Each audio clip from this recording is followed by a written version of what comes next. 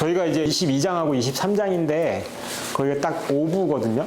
그리고 요 책이 6부에서 끝나요.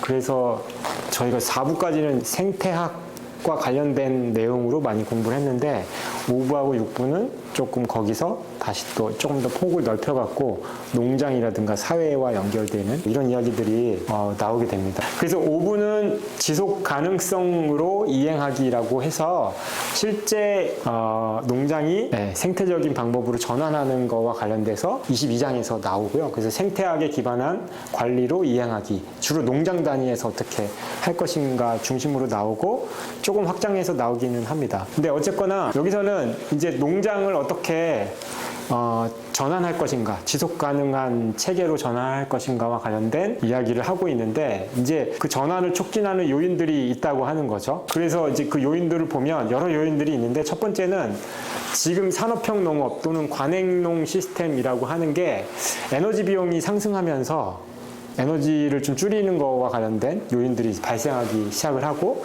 그 다음에 이익률도 낮다고 하는 거예요. 자재 비용 이런 것들이 투입하는 것들이 많아지니까 그런 것 같은데 그리고 또 세 번째는 생태적인 농법이 이미 있고 또 개발이 되고 있고요. 그 다음에 환경에 대한 인식이 높아지면서 그런 거에 대한 요인도 생겨나기 시작을 하고 먹거리 품질에 대한 요구도 높아지고 있는 거죠. 그러다 보니까 사실 소비자들이 좀 새로운 시장을 만들어내고 있는 거죠. 유기농이라든가 지속가능한 농장을 지원하는 이런 것들이 생겨나고 있고 농민들 입장에서는 또 보면 이런 시장을 만들어낸다거나 이게 문화적인 지원이라고 표현을 하는데 이런 것들이 증가를 하고 있고 그러다 보니까 지역사회 구성원들이 이런 것들을 보존이나 작업이라든가 자치라든가 이런 것들을 지원을 하는 걸로 지원을 받을 수 있다. 농민들이 예를 들면 생태적인 농사법으로 바뀌어도 판매를 할 수 있는 지역적인 지원을 받을 수 있다라고 하는 인식을 이제 하기 시작했다고 하는 거죠. 그리고 성공적인 모델들도 막 나타나기 시작을 하고 그래서 이런 여러 이유들 때문에 전환을 촉진하는 요소들이 생겨나고 있다라고 하는 거고 근데 이제 이렇게 전환을 할 때 일반적인 지침이 몇 가지가 있다. 질소 그러니까 고정균이나 균균 뭐 이런 것들을 활용해서 자연 과정에 의존하는 거를 높이는 거. 그래서 인위적인 것들을 하는 것보다는 그래서 뭐 미생물이라든가 이런 것들이 양분을 순환시키는 과정을 만들어내는 거. 이 방향으로 가야 된다 이런 거를 이야기하는 거고요. 그 다음에 재생 가능 에너지를 사용하는 거 그리고 건강에 해로운 재생할 수 없는 외부의 투입제를 쓰지 않는 거. 사람이 억지로 농장에다가 이렇게 뭔가 투입하는 거 중에 여러 가지를 다 포함시키는 거겠죠. 그래서 그걸 그 다음에 어쩔 수 없이 투입을 해야 된다 그러면 합성 투입제 대신에 자연 발생 물질을 사용하자라고 하는 거고요. 그 다음에 해충하고 질병 잡초를 우리는 이제 방지한다고 표현을 하는데 그게 아니라 관리를 어떻게 해야 하느냐 이런 측면으로 가야 된다라고 하는 거고요. 그 다음에 요거는 적인 발생의 생물학적 관계를 확립해라.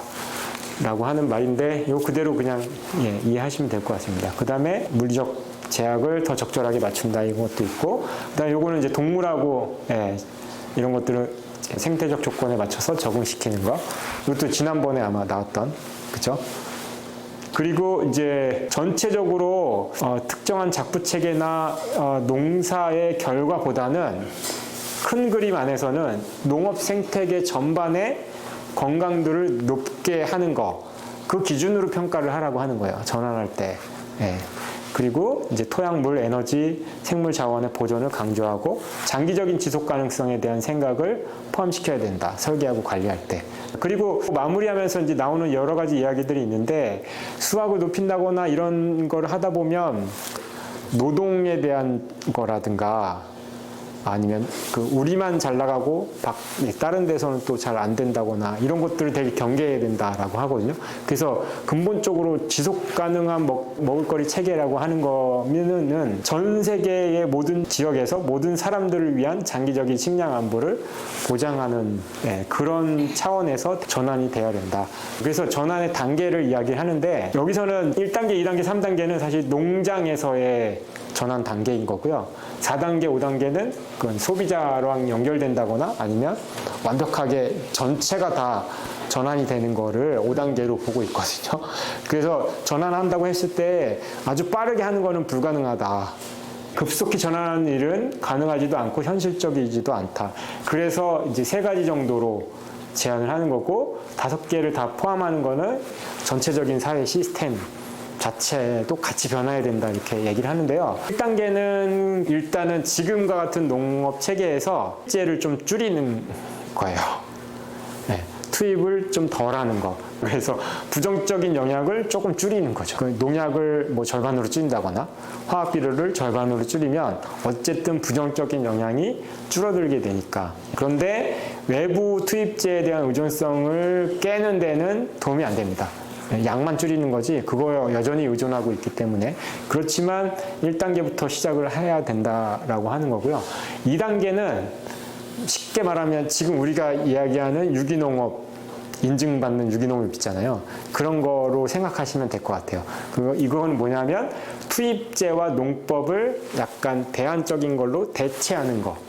네. 근데 전체 농사 시스템은 바뀌지 않고 대체만 하는 거죠. 화학비료 대신에 유기비료 주고 농약 대신에 친환경 농약 주고 이렇게 대체만 하는 거잖아요. 네, 그래서 여기도 한계가 있다고 하는 거예요. 질소 고정 덮개를 이용한다거나 경운을 줄인다거나 이런 건데 변화가 있긴 하지만 큰 변화는 아니다. 그래서 투입제 대체에도 문제는 여전히 발생한다. 마지막 3단계가 이제 다시 설계하는 거예요. 농장 자체, 시스템 자체를 생태적인 과정에 기반해서 농업 생태계를 다시 설계하는 거여서 2단계의 근본적인 문제를 제거하는 방식으로 다시 설계하는 거라고 보시면 됩니다. 그래서 문제 자체가 발생되는 거를 줄이는 게 아니라 아예 발생하지 않는 걸로 해보는 거죠. 돌려짓기 한다거나 섞어짓기 한다거나 혼농 임업을 한다거나 이런 식으로 다양화해서 바꿔내는 거를 이야기하는 겁니다. 그리고 나서 이제 4단계는 생산자와 소비자를 연결하고 뭐 5단계는 새로운 세계의 먹거리 체계의 구축. 5단계는 약간 좀 이상적인 내용이긴 한데 어쨌든 생산자와 소비자가 연결이 되면 소비자가 이 생태적으로 이렇게 바뀌는 생산 방식을 지원하는 이런 그룹이 좀 많아져야지 된다. 이게 이제 선순환돼서 점점점 그런 것들을 지원해야 된다라고 하는 거고, 그렇게 되면 지역 농부들에게도 푸드달러를 지원한다라고 하는 것들도 생기게 되고, 그럼 이제 먹을거리 시민권 이런 얘기도 하고 이런 거를 만들어낼 수 있는 변화의 힘이 만들어지게 되는 게 이런 단계에서 가능하고, 이게 선순환 구조로 많이 확산돼서 전체 세계의 농업 시스템이 지속 가능한 체계로 바뀌는 게 5단계라고 얘기를 합니다. 네, 궁극적으로는 이렇게 가야 되는 거 아니냐. 왜냐하면 지구의 생명 유지 체계를 복원하고 보호하고 세계적인 범위에서 전환을 넘어서 인류 문명의 본질에 도달한다. 이런 식으로 표현을 하는데, 마지막 6부에서 5단계가 됐을 때 이게 무엇을 포함하는 내용들을 가지고 있는지 이거와 관련돼서 다룬다, 이렇게 설명을 하고 있습니다. 그리고 사례 연구 몇 가지가 있었는데, 실제로 이제 농장을 큰 지역 단위에서 전환한 사례와 관련돼서 2가지를 이야기하는데요. 한 가지만 좀 자세하게 설명드리자면, 딸기 재배를 하는 캘리포니아 산타크루즈 지역인가 봐요. 엄청나게 많은 그 농단지가 딸기를 재배하는 농가도 굉장히 많고요. 근데 30년 동안 이거를 추적 연구를 했다고 합니다. 근데 이제 대학에 농생태학 연구 그룹이 있대요. 그래서 여기에서 추적 연구를 했는데, 원래 1960년도 이전에는 전통적인 딸기 재배를 했대요. 돌려짓기도 하고 이런 것들을 하다가 1960년도에 메틸브로마이드를 사용하면서 한 해살이로 바뀌고, 그전에는 이제 딸기 한 번 심으면 한 2, 3년 심고 또 돌려짓기 하고 이렇게 했었는데, 이 메틸브로마이드라고 하는 게 사용이 되면서 한 해살이로 매년 다 뽑아내고 다시 경작하고, 또 그 다음에 이 메틸브로마이드가 훈증으로 토양을 소독하는 그 시스템이래요. 그래서 그렇게 하고 나서 점적 관계도 하고 비닐을 쓰기도 하고 토양을 조작하는 거죠. 그래서 오랫동안 이 체계로 가다가 결국에는 대학이랑 같이 해갖고 1단계 수준에서 조금 전환을 하는 거, 를 시작을 하고 2단계, 3단계, 4단계, 5단계까지 그 단계에 맞춰서 하는데 1단계로 가기 위한 중요한 유인은 수익을 증대시키는 거래요. 지금과 같은 관행농으로 계속 하는 것보다 조금 전환을 하면 수익이 증대되는 거. 근데 거기에 핵심은 이런 거예요. 병충해 방제를 하는데 농약을 덜 쓰면서 그러면 수익이 좀 늘어나잖아요. 네, 그런 걸로 유인을 하는 거를 이야기를 하더라고요. 그 다음에 이제 2단계까지 갈 때는 80년대가 되니까 유기농이나 환경에 관심을 굉장히 많이 갖기 시작을 하면서 그런 게 좀 유인이 되기 시작을 했고요. 그래서 여기서는 아까 얘기했듯이 대체제를 쓰는 거잖아요. 네, 뭐 방제도 그렇고 일이응해로 진딧물을 방제한다거나 토양 매개 질병의 문제, 단작에서 오는 문제, 훈중을 대체할 수 있는 거, 그걸로 현기성 토양 소독을 개발한다거나 이런 것들을 계속 하기 시작을 했죠. 네. 2단계 수준으로 좀 바뀌는 게 있었고요. 3단계로 가는 거는 전통적인 돌려짓기로 돌아가는 방법입니다. 대규모로 단작하는 거에서 생기는 근본적인 문제를 해결할 수 없기 때문에 2단계 해도 이런 것들도 도입했대요. 노린재를 유인하는 자주개 자리를 도입하는 거예요. 그러니까 딸기 고랑이 되게 많을 거 아니에요. 그 중에 25개 하고 한 고랑은 자주개 자리를 심는 거예요. 또 25고랑 지나서 한 고랑은 자주개 자리를 심으면 노린재 생기면 딸기한테 바로 피해를 줬는데 자주개 자리한테 더 유인이 되는 거죠. 예, 그러면 이제 여기서 천적을 유인하기도 하고 하는 그런 시스템을 하니까 실제 수확량 증대에도 도움이 되고 막 이렇게 됐다라고 하는 것들을 이제 나타내기도 합니다. 그 다음에 4단계는 생산자와 소비자 연결하는 거잖아요. 그래서 학교 차원에서 학교 식당에 지역산 농산물 또는 유기농산물, 공룡무업 제품을 포함하는 거 이런 것들을 시도를 하게 됩니다. 그래서 유기농 수요가 증대가 되면서 유기농 생산자가 증가를 하는 이런 것들을 이제 보여주게 됐다라고 하는 거고요.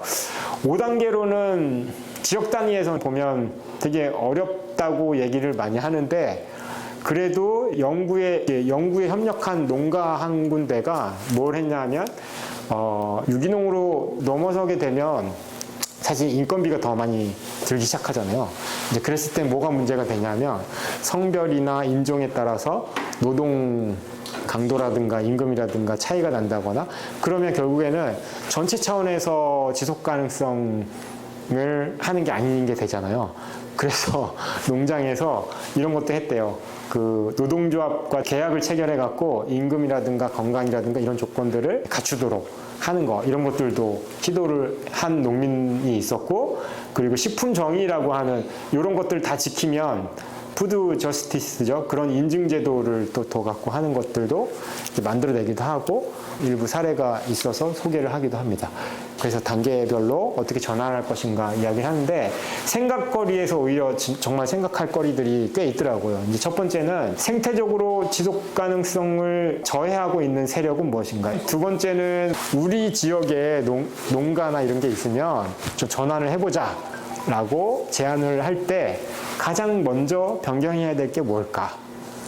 근데 세 번째는 시간이 걸릴 텐데 이 시간이 얼마나 걸릴 것이며 이 시간의 변수는 뭘까?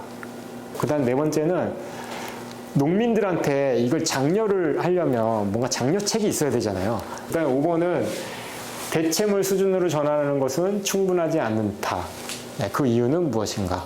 요거는 아까 답이 나온 것 같긴 한데 어쨌든 이런 이야기들을 한번 해보면 좋겠다라고 나오고 있습니다. 한번 까지만 좀 얘기를 해볼까요? 네.